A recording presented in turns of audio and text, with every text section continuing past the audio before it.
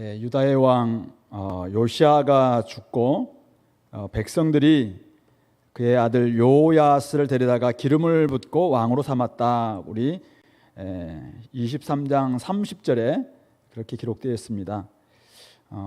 요시아의 아들 여호아하스, 그리고 여호아하스는 3개월 다스림, 석 달 다스리고 난 다음에 나중에 보시면은 이 여호아하스는 애굽으로 잡혀가고 바로 느고에 의해서 여호야김이 또 왕이 됩니다. 원래 형제지간입니다. 형제지간.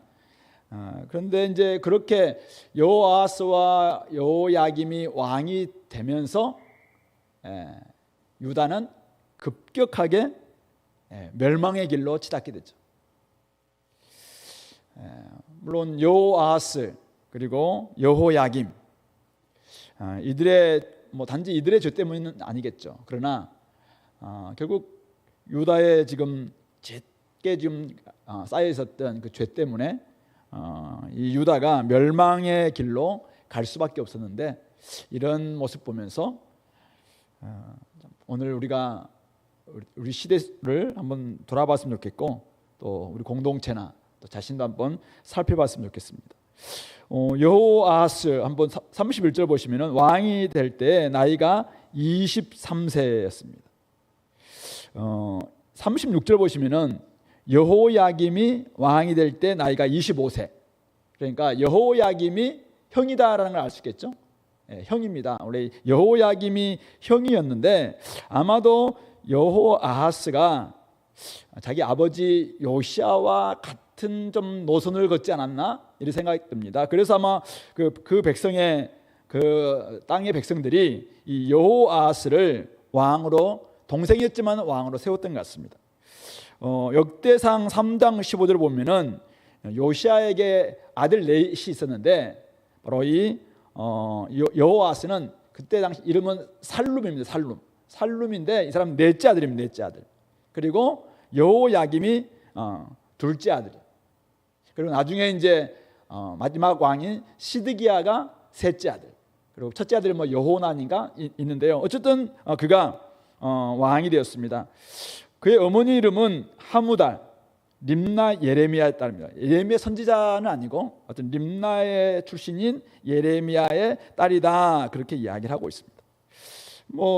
이 정도 여호아하스 석 달 다스렸던 왕이니까 이렇게 하고는 바로 이제 그 평가를 적고 있습니다.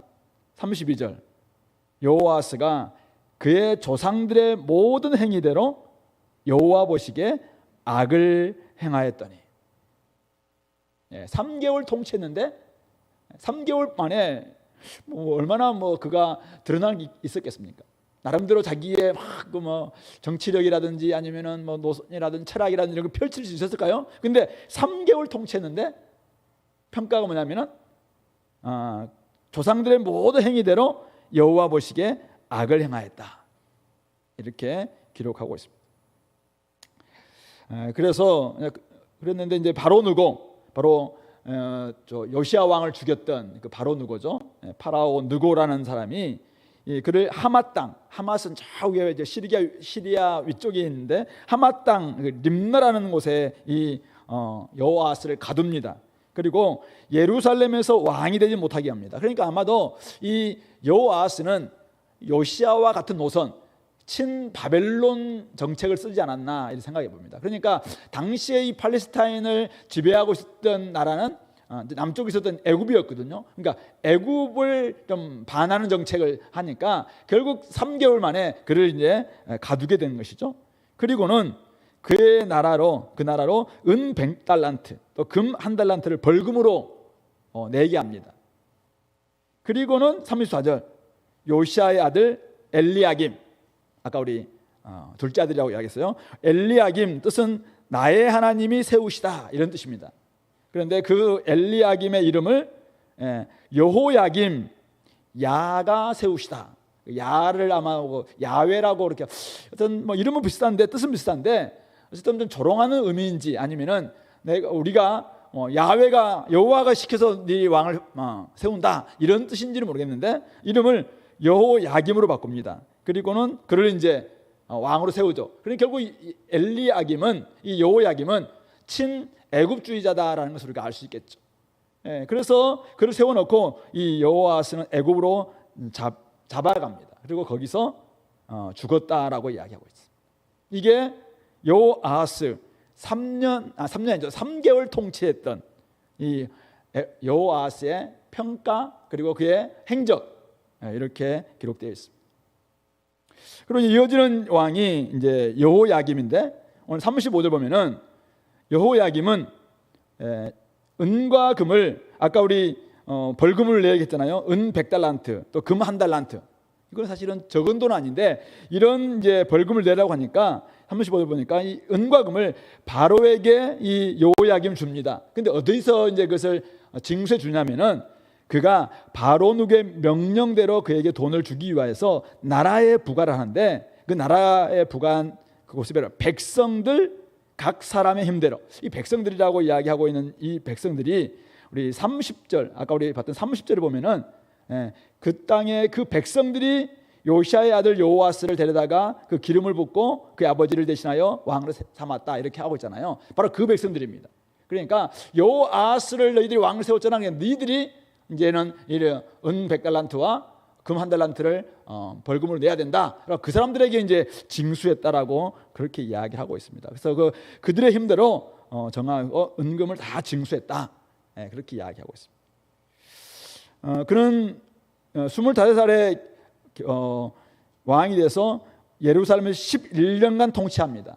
그리고 그의 어머니가 있는데 이름이 스비다, 루마 부다야의 딸이다. 뭐 정확히 누군지는 잘 모릅니다. 근데 그의 어머니 이름도 나와 있습니다. 근데 여호야김에 대한 평가가 어떻습니까? 바로 37절에 나와 있습니다. 여호야김 11년 동안 통치했던 이 사람의 평가는 그의 조상들이 행한 모든 일을 따라서 여호와 보시기에 악을 행하였더라. 자, 여호아스와 여호야김 한 사람은 짧은 기간 3개월 왕 노릇했습니다. 그는 나름대로 당시에 뭐 신흥 강국으로 일어나고 있었던 바벨론을 조금 이렇게 친바벨론 정책을 좀 쓰기 위해서 애굽에 좀 반하고 애굽에 막 대항하다가 결국은 3개월 만에 왕이 빼앗기고 애굽에 잡혀가서 죽었습니다. 참 불행하죠. 우리가 성경에 보면 이제 너무 좀 애쓰다가 참 불행하게 그래도 세상을 끝냈다, 뭐 이렇게 좀 적으면 얼마나 좋겠습니까? 근데 성경의 평가는 뭡니까? 여호와 보시기에 악을 행하였더라. 아니 3개월 통치했는데 여호와 보시기에 악을 행하였더라. 악한 왕이다, 이렇게 평가를 하고 있습니다. 참 불행할 뿐만 아니라 참 악하다라는 이런 생각이 듭니다. 참 안 됐다, 이거죠. 안 됐다. 너무 짧은 뭐 23살인가요? 23살 때 왕이 돼서 3개월 통치하고 잡혀가서 뭐 몇 년 있다가 죽었는지 정확히 나와 있지는 않지만은 뭐 금방 아마 요절한 것 같아요. 그거 아마 죽임 당한 것 같아요. 근데 참 불행합니다. 근데 평가는 악했다, 이렇게 평가하고 있는 것이죠. 여호야김 이 사람은 어떻습니까? 나름대로 애굽의 바로 느고가 자신의 왕권, 왜 자기 형이었으니까, 자기가 25살 형이잖아요.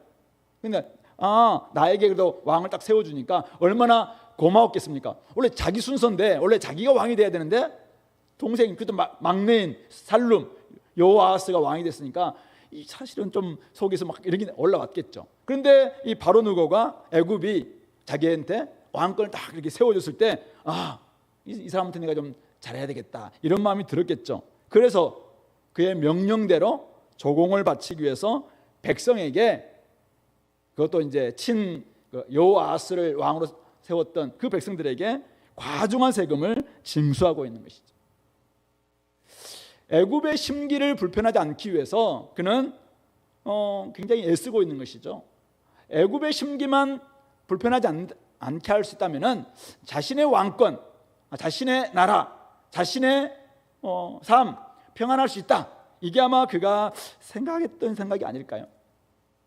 그런데 그런 생각, 그런 정책이 백성들의 심기는 참 불편하겠구나라는 것을 알 수 있습니다.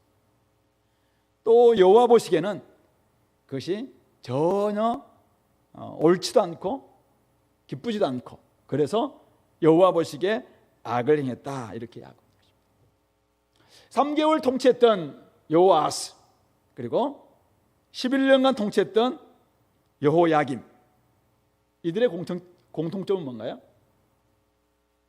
자기 아버지 요시야 말씀에 충실했고 선한 왕이었고, 어쩌면 유다에서 가장 정직하고 하나님 보시기에 아름답고 다윗의 길로 쫓았던 자기 아버지 요시야의 길을 따르지 않았습니다.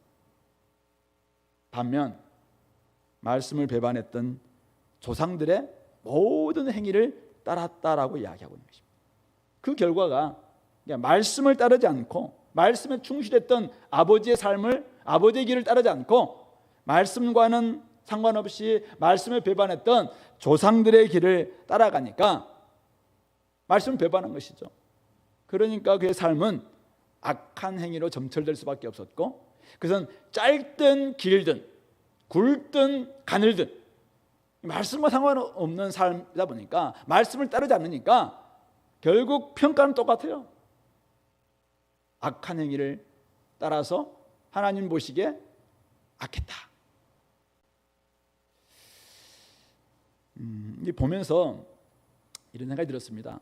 우리는 참 오래 사는 것, 물론 요즘 오래 살기 위해서 애를 쓰는 사람들은 곳곳에 좀 있기는 하겠지만, 얼마나 오래 살았는가, 또 얼마나 오래 어떤 직장이든지 어디든지 오래 근무했는가, 아니면은 얼마나 많은 권력 또 많은 재물 이걸 가졌는가, 이런 것들이 오늘날은 굉장히 중요한 가치 아닐까요? 돈이나 권력이나 명예나 아니면은 성이나 이런 것들을 얼마나 내가 소유했는가, 이게 훨씬 더 중요한 가치로 여겨지는 세상 가운데서 오늘 하나님께서는 전혀 다른 가치를 지금 중요시 여긴다라는 것을 보여주고 있는 것이죠. 그 사람이 과연 어떻게 살았는가요? 짧게 살았든 굵게 살았든 길게 살았든 어떻게 살았느냐죠. 무엇을 기준으로 삼고 살았는가, 이게 훨씬 더 중요한 가치다. 짧은 생애를 살면서도 하나님의 말씀을 따르지 않고 악을 행한다면 사실은 그 사람에게 더 할 말이 없는 거죠. 너무 짧게 살아서 너무 안 됐어요. 사실은 되게 불행한 거잖아요. 불쌍하기까지 하잖아요. 그런데 말씀을 따르지 않고 그냥 하나님 보시기에 악을 행했습니다. 그 사람에게 뭐라고 이야기할까 우리가? 짧게 살았는데 그것도 악하다 평가를 받고 있는, 불행할 뿐만 아니라 이 악했다라고 이렇게 평가받는 것 자체가 얼마나 슬픔이냐, 이 슬픔. 그런 점에서 오늘 우리는 하나님의 은혜로 말미암아 여기까지 왔습니다. 하나님께서 우리에게 여러 가지 구원도 허락해 주셨고, 은사도 주셨고, 직분도 주셨고, 사명도 주셨고, 또 여러 가지 일들을 우리가 맡겨 주셨습니다. 어떤 사람들은 조장으로, 어떤 사람들은 집사로, 어떤 사람은 장로님으로, 어떤 사람은 또 목사와 전도사와 간사와 선교사로 우리를 불러주셨습니다. 참 감사하죠. 감사합니다. 그런데 하나님께 불러주셔서 하나님께 맡겨주셨다면 이제는 뭘 위해서 살아야 될 것인가, 어떤 기준으로 살아야 될 것인가, 말씀의 기준을 따라 살아야 되는 거 아닌가요? 그 아버지가 말씀의 기준을 따라 살아서 올바른 평가를 받고 있었다. 그렇다면 말씀의 기준을 따라서 살아가는 것, 이게 사실 하나님 보시기에 가장 좋은 것 아니냐. 그렇지 않다면은 은혜도 받고 은사도 받고 또 사명도 받고 직분도 받고 막 다 했어요. 근데 그 하나님께 복 받은 거죠. 그런데 그냥 보이는 것만 추구하다 살아. 보이는 것만 추구하다가 그냥 인생을 막 끝냈어요. 말씀의 기준이나 하나님께서 우리에게 주신 하나님의 목표나 이런 것보다는 그냥 눈에 보이는 것, 무엇을 먹을까 입을까 마실까, 그냥 얼마나 오래 할까? 얼마나 많은 걸 소유할까? 얼마나 큰 권력과 명예 가질까? 여기에만 관심을 기울이면서 온갖 살았다면은 인생이 너무 허무한 거 아니냐 이거죠. 그런 점에서 오늘 내가 무엇을 기준으로 살고 있는가, 이런 부분들을 우리 이 요시아의 두 아들 이들을 통해 한번 살펴봤으면 좋겠습니다. 또 한 가지는 이 2년 터울의 두 형제, 어머니의 이름이 분명히 다르잖아요. 한 사람은 림나 예레미야의 딸이고 한 사람은 어머니 이름이 스비다 루마 부다야의 딸입니다. 어머니가 스비다고 한 사람은 하무달. 어머니가 다른 걸 봤을 때는 이들은 아마 분명히 어떤 경쟁자였다라는 것을 알 수 있어요. 아까 우리 여호아스는 신흥 세력인 친바벨론주의자, 그리고 여호야김은 현재 나름대로 팔레스타인을 지배하고 있었던 친애굽주의자, 아마 그랬을 것 같아요. 근데 이들은 그래도 요시아의 아들 아닙니까? 요시아의 아들. 요시아의 아들 여호아스, 요시아의 아들 엘리야김, 여호야김. 근데 아버지로부터 무엇을 배웠는가 이거죠. 저는 조금 궁금했습니다. 이 어머니 이름을 기록하고 있는데 하무달, 스비다, 이분들은 어떤 역할을 했을까? 성경이 나와 있지는 않아요. 근데 왜 이곳에 이들의 이름을 이렇게 기록하고 있을까? 기록하고 있는데 뒤에는 다 악했다 이렇게 평가 나오고 있으니까 이들은 도대체 어떤 역할을 했을까요? 집안은 다 좋은 집안인 것 같아요. 그리고 분명히는 요시아의 집안에 태어났으니까 두 아들 좋은 환경에서 왕자의 교육도 잘 받았겠죠. 아버지의 개혁 정치에 전국을 휘젓고 다니면서 모든 우상들 다 타파하고 유월절도 회복하고 나름대로 하나님 보시기에 좀 경건을 세워냈던 그 아버지의 개혁 정치 아래에 그들이 크지 않았습니까? 그렇다면은 마음만 먹었다면은 얼마든지 하나님 말씀을 배우고 여호와 하나님에 대한 이 경건한 신앙을 배우지 않았을까 이겁니다. 하지만 결과적으로 봤을 때 그들은 아버지로부터 제대로 배운 것이 없습니다. 두 사람 모두 조상들의 행위를 따라, 조상들의 모든 행위를 따라 여호와 보시기에 악을 행하였더라, 이렇게 평가 내리고 있기 때문에 그렇습니다. 물론 말씀에 순종하는 부모 밑에서도 불순종하는 아들들이 나올 수 있습니다. 엘리의 제사장 홈리와 비나스, 악동들이었죠. 사무엘의 두 아들도 썩 좋은 평가를 받지 못했습니다.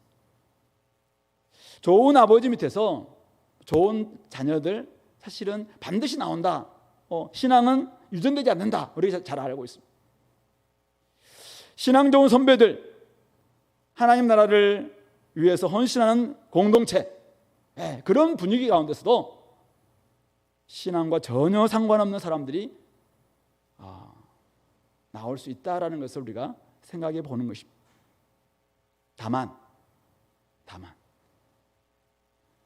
복음을 전수하여 다음 세대와 자녀들을 육성하기 위해서 부단히 노력한다면, 부단히 애쓴다면, 부단히 가르치고 또 본을 보이고 그들을 정말 끝까지 책임을 진다면 분명히 이런 분위기 속에서는 좋은 자녀들, 좋은 후배들, 좋은 다음 세대들 저는 클 수 있다. 저는 그렇게 생각합니다. 그런 점에서 좀 이들 요시아가 제가 전국을 다니면서 막 애쓰다 보니까 자녀들에 대해서 조금 소홀하지 않았을까 생각도 들고, 이 어머니들도 좀 그런 부분에 있어서는 너무 등한시한 게 아닌가 이런 생각이 듭니다. 그런 점에서 자녀를 키우고 있는 입장에서 사실은 장담할 수는 없어요. 참 어렵다. 남의 자녀들에서 이렇게 비판하거나 평가하는 거 쉽지 않잖아요. 근데 참 부모가 참 최선을 다해서 가르쳐야 되겠구나. 선배로서 모범을 보이면서 좀 힘써야 되겠구나, 이런 것들은 좀 생각해 볼 수 있는 것 같습니다.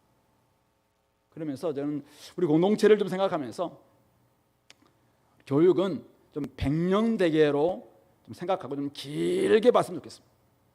좀 너무 순간적인 것 때문에 일희일비하지 마시고 조금 좀 길게 이들이 진짜 영혼을 생각하면서 영원토록 걸어갈 수 있는 그런 방향 제시하고, 그렇게 말씀을 먹이고 말씀을 인도하는 그런 우리 부모님들, 그런 선배들이 정말 우리 공동체에 있었으면 좋겠다 생각이 듭니다. 가랑비에 옷 젖듯이 그냥 말씀을 읽어주고 보여주고 들려주고 가르쳐주고 지속적으로 하는 것입니다. 아버지가 너무 바쁩니까? 그러면 어머니들이 어쨌든 계속해서 말씀을 읽어주고 보여주고 들려주고 가르쳐주고 계속 그렇게 해야 되는 거 아닌가. 물론 참 어렵습니다. 그렇지만 어쨌든 우리는 부모로서의 책임, 이런 부분들은 통감하면서 우리가 자녀의 교육에 신경 써야 되겠다. 이것은 우리 교회 안에 있는 다음 세대를 위해서도 마찬가지입니다. 우리 조장님들 이제 한 학기 지금 거의 마무리되고 있는데, 조장들이 우리 조원들의 신앙에 대해서 무책임하면 안 됩니다. 여러분들 조장님이 맡았다면은 여러분들이 나름대로 이들에 대해서 마지막 때는 이 정도의 목표를 우리가 좀 키우겠다, 이런 목표를 가지고 출발하지 않았습니까? 그렇다면 그걸 위해서 최선을 다해야 되죠. 말씀을 읽지 않고 있다면 왜 말씀을 읽지 않고 있는지 사실은 점검해야 될 것이고, 말씀을 PBS를 대충 한다면 왜 그렇게 하고 있는지를 생각하면서 본을 보이고 또 가르쳐주고 이렇게 해야 되지 않겠습니까? 주일날도 보니까 정말 그렇게 옆에서는 탁구 치고 청소하고 막 그런 가운데서 거의 카오스 상태 그런 가운데서도 막 열심히 말씀을 먹이는 사람이 있는가 하면은, 말씀을 먹이든 말든 관심 없이 열심히 탁구 치는 사람도 있고, 어쩌면 이게 우리 교회 좀 분위기긴 해요. 그러나 조장이라면 자기가, 그리고 내가 영적인 교사라고 생각한다면은, 우리 자녀의 부모로 생각한다면은 최선을 다해서 제대로 좀 영의 양식을 좀 먹고 있느냐 이거죠. 이런 부분에서 우리가 관심을 좀 기울이자는 것입니다.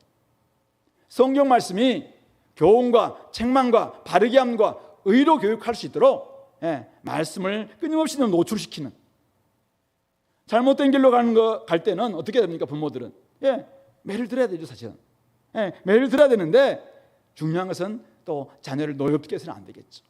그런 점에서 우리가 혹시 부모로서 또 선배로서 어떻게 하고 있는지 좀 돌아볼 수 있으면 좋겠습니다. 무엇보다도 저는 신앙의 선배들, 또 신앙의 영적인 부모들, 저와 여러분들이 이 말씀의 본이 될 수 있도록, 말씀에 좀 본이 될 수 있도록, 하나님을 의지하는 데 있어서 본이 될 수 있도록, 사랑하는 데 있어서도 좀 본이 될 수 있도록, 자녀들을 보는 앞에서 싸우지 말고, 자녀들을 보는 앞에서 남편을 좀 존중하는 법도 좀 배우고, 자녀들을 보는 앞에서 아내를 위해서 정말 자기를 죽이는, 사랑하는 모습도 보이고, 이렇게 해야지 성경에서 말씀하시는 것을 그대로 우리 부모님들은 지키고 있구나, 이것을 보고 자녀들도 따라오지 않겠습니까? 그런 점에서 우리 좀 안타까움들이 있습니다. 하나님이 기뻐하시는 삶이 무엇인지 좀 생각하면서, 어떻게 우리 요시아의 집안에서 이런 여호아스와 여호야김과 같은 약한 왕이 나왔을까? 참 아픔입니다. 아픔이죠. 그런 점에서 우리 공동체 요시아와 같은 그런 분위기잖아요.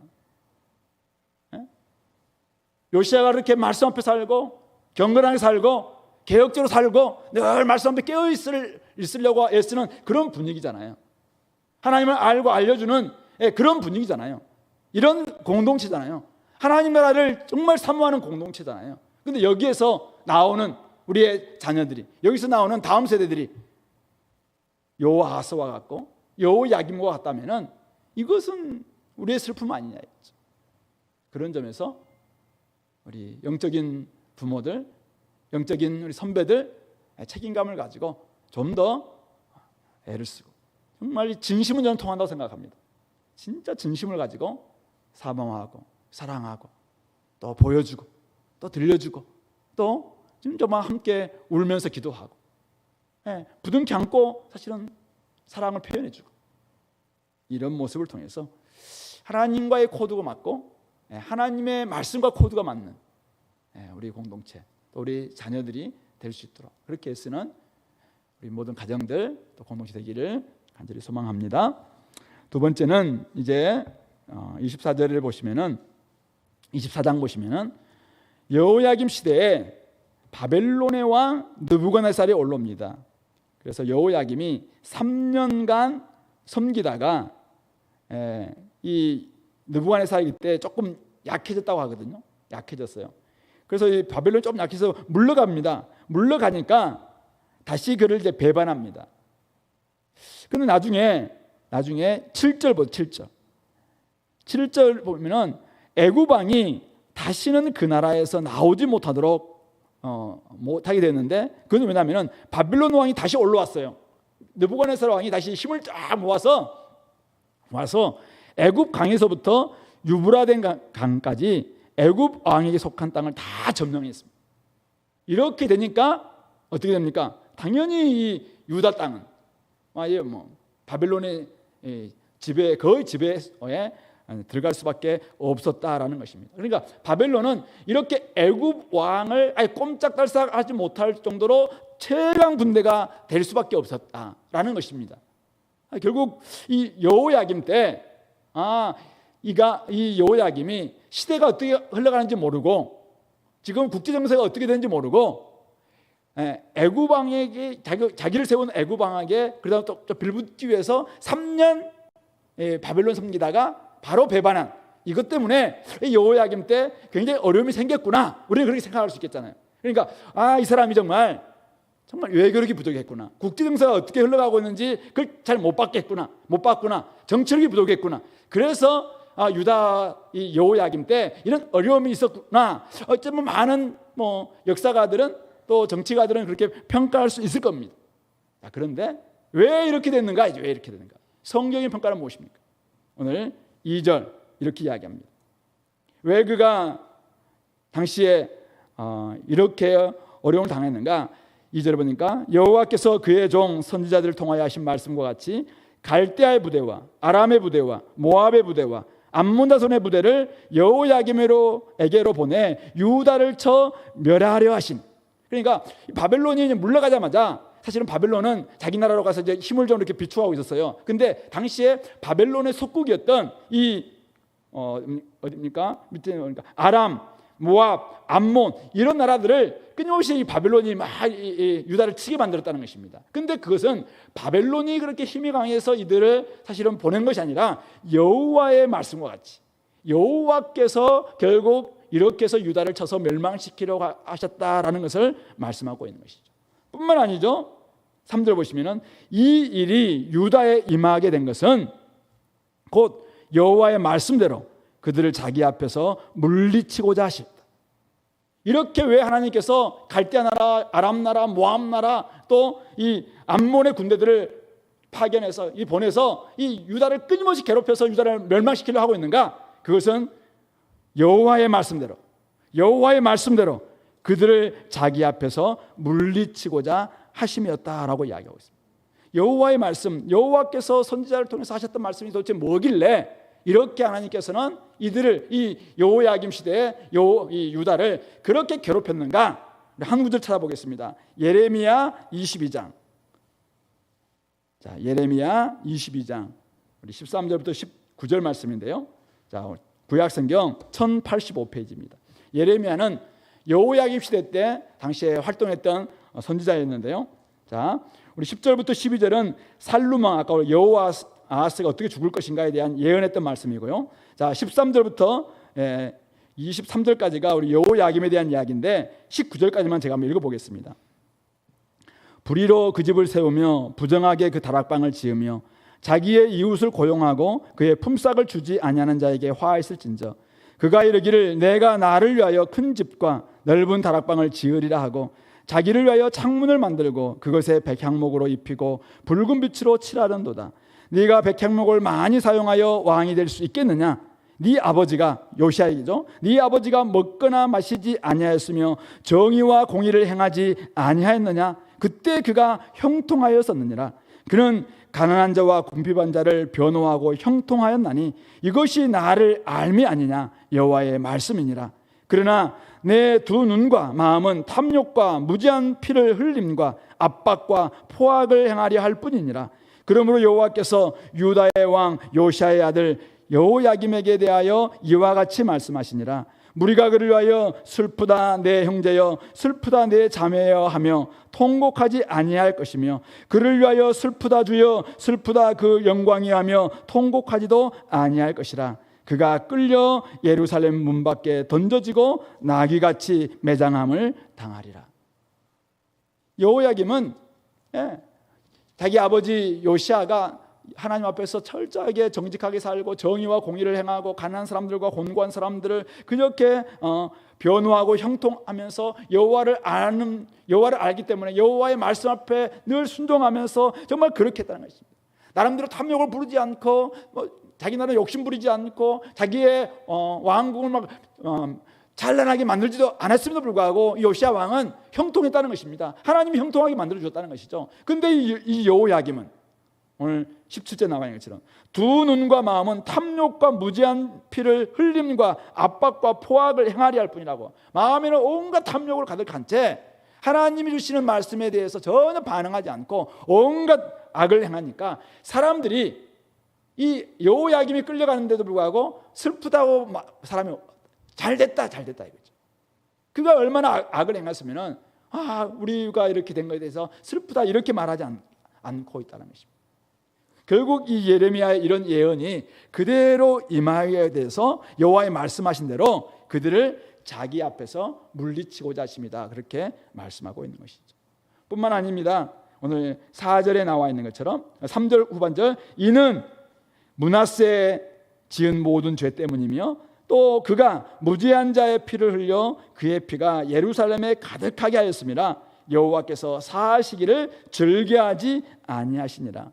사실은 여호와 하나님은 우리 로마서에서 이야기하고 있는 것처럼 오래 참으시는 분이시죠. 용서하기를 좋아하시는 분이십니다. 끊임없이 하나님은 오래 참으시고 용서하기를 좋아하시고 또 관용하시고 또 정말 진노를 바라지 않고 늘 더디하기를 좋아하시고 이런 하나님이신데, 이 므낫세는 너무너무 악한 왕이었기 때문에, 그가 흘린 피가 너무나 많았기 때문에 그 피가 호소하는 그 피를 하나님께서 들으시고 정말 보시고는 예루살렘에 가득한 그 피소리에 하나님께서 반응해서 더 이상 여호와께서 사하시기를 즐겨하지 아니하셨다라고 이야기하고 있습니다.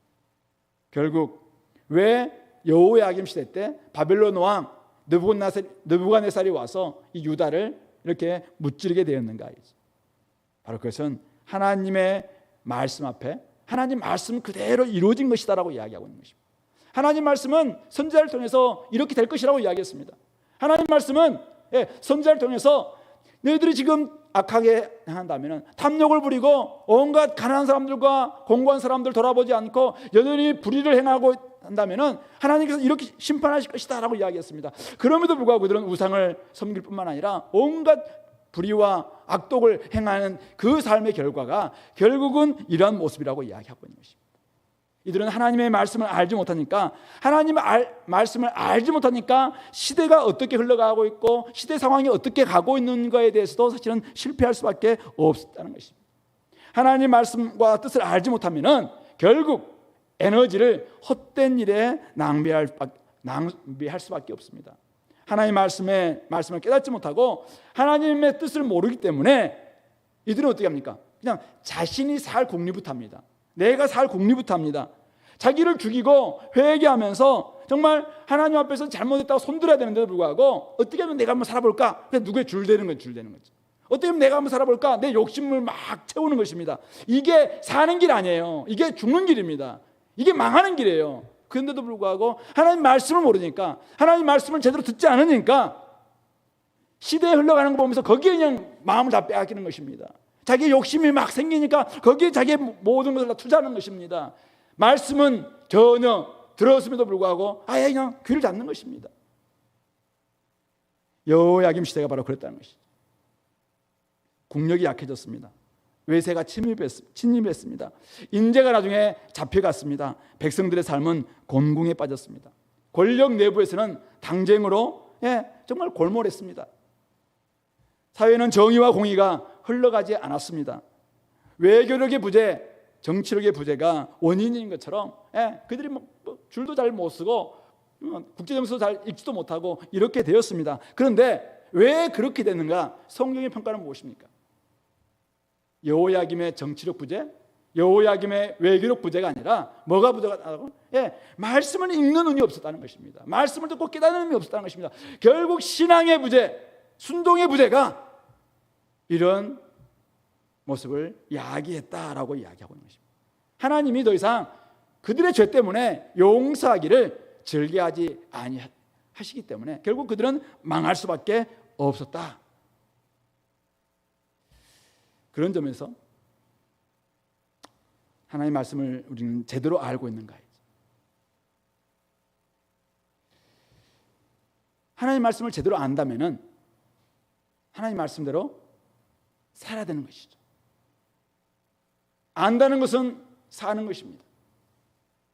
안다는 것은 아는 대로 사는 것입니다. 하나님의 말씀은 살았고 능력이 있어 좌우에 나서 어떤 검보다 예리해서 우리의 영과 혼과 관절과 골수를 찔러 쪼개기까지 하고 우리의 속에 있는 모든 생각들 다 관찰하시고 다 판단하시는 이 말씀입니다. 자, 이 말씀이 오늘 우리의 영, 혼, 관절, 골수 다 찔러서 우리 속에 가지고 있는 온갖 생각들, 온갖 가치관들, 온갖 죄악들, 온갖 쓴뿌리들 지금 판단하고 계십니다. 그러면 어떻게 해야 돼요? 그럼 말씀 앞에 맡겨야 되죠.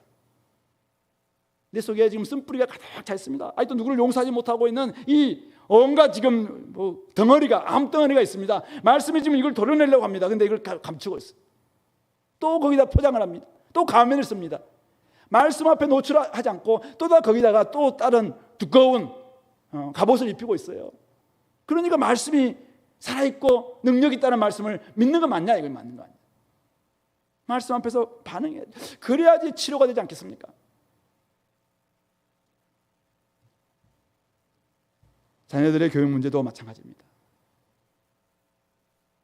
길게 바라보고 하나님의 말씀 앞에 입각해서 온전한 사람이 되도록 키워내야 됩니다. 잠언 22장 6절처럼 정말 마땅히 행할 길을 어린아이에게 가르쳐라. 어릴 때 가르친다면 그가 늙어서도 바로 하나님을 떠나지 않는다. 그 길을 떠나지 않는다. 이렇게 말씀하고 있습니다. 그렇다면 우리가 말씀을 제대로 가르치고 말씀의 원리에 따라서 우리 자녀들을 키워내는 거죠. 그래야 되는데 이 시대의 원리에 따라서, 이 시대의 가치관에 따라서, 이 시대의 열정에 따라서, 이 시대의 뭔가를 따라서 하려고 하니까 이 동네에서 제가 들은 건 아니에요. 우리 두 사람이 듣는데 걔 XX 엄마 하면서 당장 죽었으면 제 말로 사실은 설교 석사님 말하는데 그냥 입에서 꺼내지 못할 정도로 말하면서 막 울면서 지나가더라는 거예요. 그런데 우리가 사실은 이런 모습들을 동일하게 반복하고 있다면 사실은 이것도 말씀대로 사는 게 아니지 않습니까? 잠시 뒤처지는 것 같다 할지라도 너무 호들갑 떨지 말랬으면 좋겠습니다. 좀 계속 길게 바라보면서 백년대계가 아니라 우리는 영원대계를 바라봐야 되잖아요. 영원한 것들을 우리가 바라보면서 지금 계획을 세우고 나아가는 거 아니겠습니까? 하나님의 말씀은 내 발의 등이요 내 길의 빛이라고 이야기했습니다. 그렇다면 말씀으로 길을 걸어가야 되죠. 오늘 내가 내 속에서 막 이런 감정이 올라옵니다. 이 감정과 하나님의 뜻과 부딪힙니다. 그러면 말씀을 믿어요? 그러면 어떻게 됩니까? 내 감정을 이 말씀 앞에 굴복시켜야 되잖아요. 그런데도 우리는 못하겠다는 거예요. 자신의 마음, 자신의 뜻, 자신의 힘, 자신의 감정 말씀 앞에 앞서지 않도록 해야 됩니다. 말씀보다 앞서지 않도록 해야 됩니다. 그것이 말씀대로 사는 것입니다. 세상의 길을 따라가고 세상의 길대로 판단하고 세상의 길로 선택하고 세상의 길로 결정하게 되면 결말 세상의 결말과 같습니다. 바벨론의 영광 취하면은 바벨론의 멸망과 함께 멸망할 수밖에 없다고 계시록에서는 이야기하고 있습니다. 그리스도의 길을 따라가는 삶 눈물 나죠. 고난입니다. 선택하는 것, 그리스도의 길로 결정하는 것, 눈물 겪는 일이죠. 사실은 아픈 일입니다. 나를 내려놓고 나를 죽이는 것이기 때문에 쉽지 않습니다. 그러나 그 결말은 그리스도의 결말과 같습니다. 십자가 죽습니다. 그러나 부활의 영광을 얻는 것이겠죠.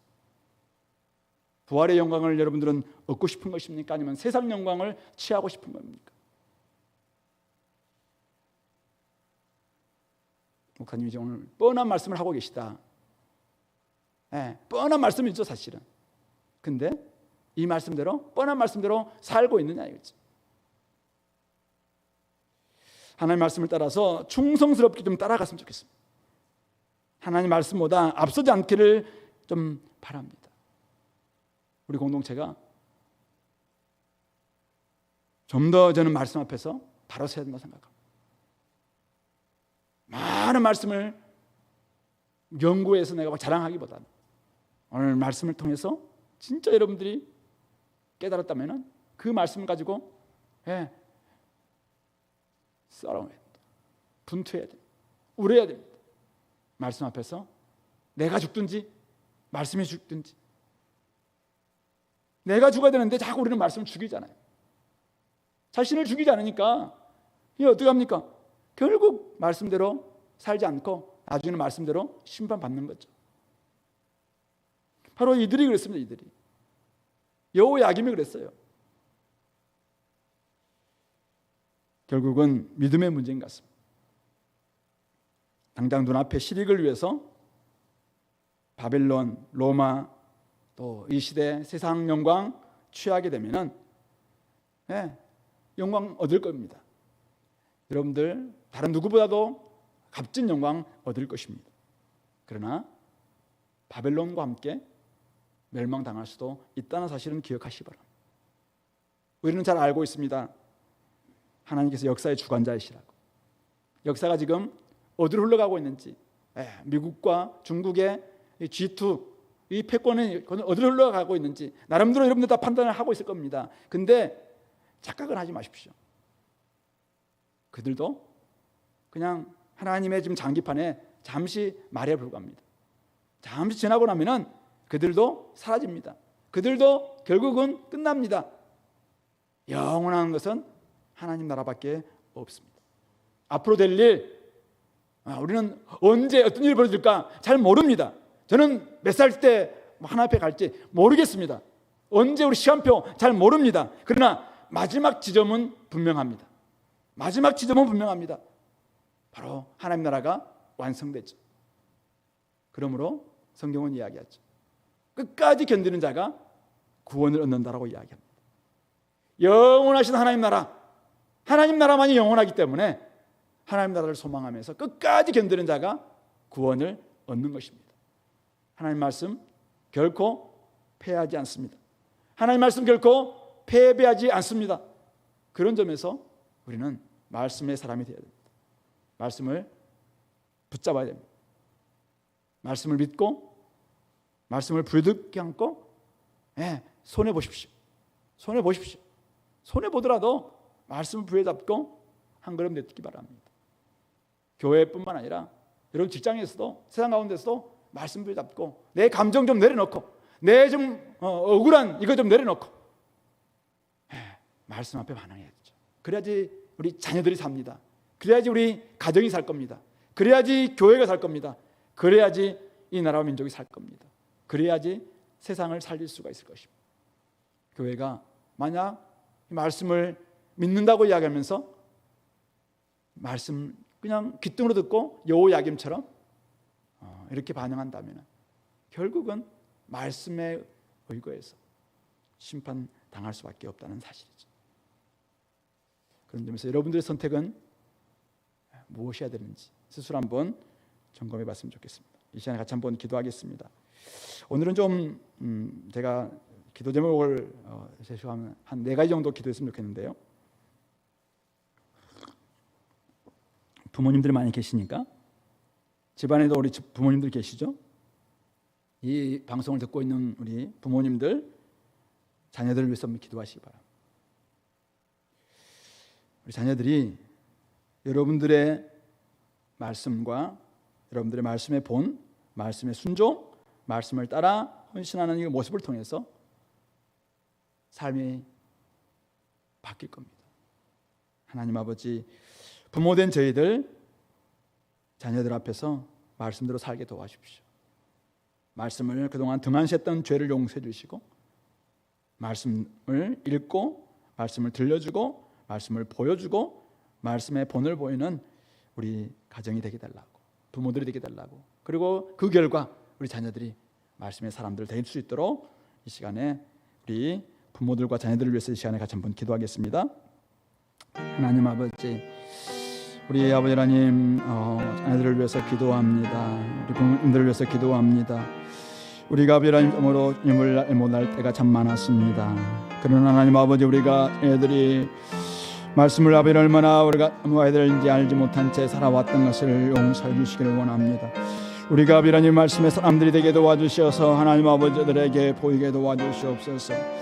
우리가 아버지 하나님으로 물을 흘리지 않고 저들을 아버지 하나님 얼마나 아버지 하나님들이 멀어질지 생각해 봅니다. 그런 점에서 아버지 하나님 우리 모두들이 아버지 하나님 깨어있게 도와주시기를 원합니다. 하나님 아버지의 말씀 앞에 깨어있게 도와주시고 말씀의 사람들이 되게 도와주시옵소서. 눈물을 흘리며 아버지 하나님 자녀들을 위해서 기도하는 사람들 되게 도와주시옵소서.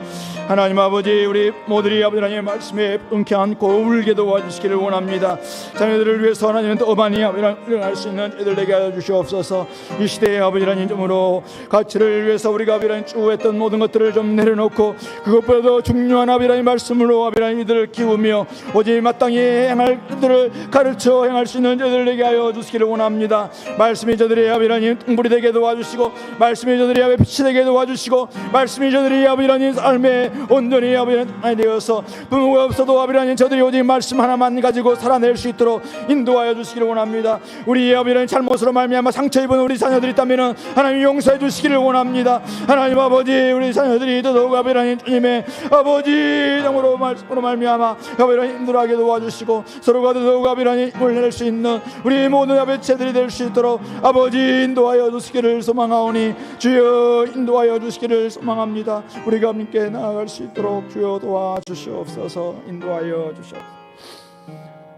두 번째는 우리 부부들을 위해서 한번 기도하겠습니다. 집안에 있는 우리 남편과 아내를 위해서 한번 기도합시다. 남편은 그리스도가 교회를 위해서 정말 희생했던 것처럼, 사랑했던 것처럼 철저하게 자신을 죽이는, 자기를 죽는 그런 우리 사랑을 보일 때만이 정말 남편의 역할을 다하는 것이라고 이야기했습니다. 우리 아내는 남편을 존중하고 정말 존경하고 뿐만 아니라 머리로 인정하면서 그를 온전히 높여줄 수 있는 이런 모습이야말로 진짜 우리가 아내의 역할이라고 이야기했습니다. 하나님 아버지, 우리 교회에 속한 모든 가정들, 부부들이 이 원리들을 오늘 지키게 도와주셔서 오직 그리스도 안에서 성령 충만함으로 말미암아 정말 존중하고 정말 섬길 수 있는 우리 모든 부부들이 되게 달라고, 하나님과 결혼하는 모든 부부들 가정들마다 함께 해주셔서 하나님 말씀이 살아있고 두 사람이 먼저 정말 섬기고 또 교회의 아름다운 모습들이 회복되는 것처럼 정말 가정이 하나님이 기뻐하시는 그런 교회의 모습 될 수 있도록 인도해달라고, 정말 복음에 놀라운 가치가 우리 부부들 사이 가운데서 있게 달라고, 자기만 깨닫는 것이 아니라 자기들만 중심으로 하는 것이 아니라 많은 공동체를 위해서 함께 섬길 수 있는 그 부부가 되게 달라고, 우리 각 가정을 위해서 부부들을 위해서 이 시간 같이 한번 기도하겠습니다. 하나님 아버지, 우리